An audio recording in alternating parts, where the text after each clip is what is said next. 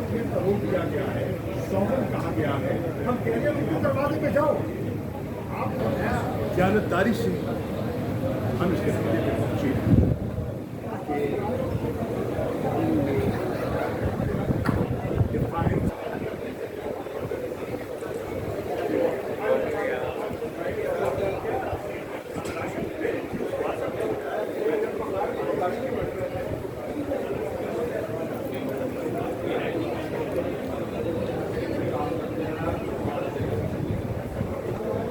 कैसे आप सुनाए कैसे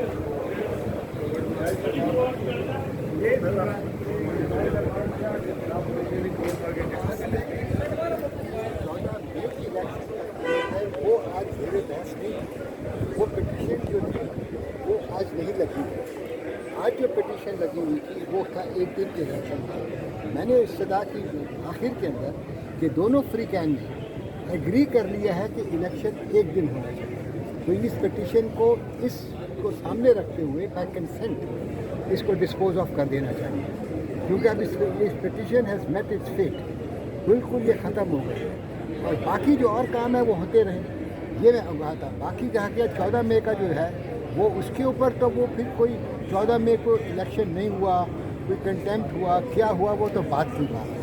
मगर आज की जो पिटीशन थी मैं समझता हूँ इसको बिल्कुल इसको डिस्पोज ऑफ कर। अदालत ने वो भी तो हुक्म बरकरार रखा है ना 14 मई। सिर्फ 14 मई वाली पिटीशन आज नहीं लगी हुई थी, वो मसला आज उनके सामने नहीं था। ठीक, जब वो मसला जब सामने आएगा तो उस पर फिर बहस की जाएगी। मैंने ये अर्ज़ की थी उनकी कि आपने ये जो 90 दिन वाली बात है, आप इसको अकेले नहीं, आइन को आपको हार्मोनाइज करना है। उसकी 3 शक्लें हैं। एक तो है कि 90 दिन में होना चाहिए, एक है कि इलेक्शन कमीशन को इलेक्शन जो कराना है वो ट्रांसपेरेंट, फेयर और ऑनेस्ट कराना है, और तीसरा जो बात है 18वीं तरमीम के बाद अब ये बात आ गई है कि इलेक्शन होगा निगरानी केयर टेकर गवर्नमेंट के नीचे।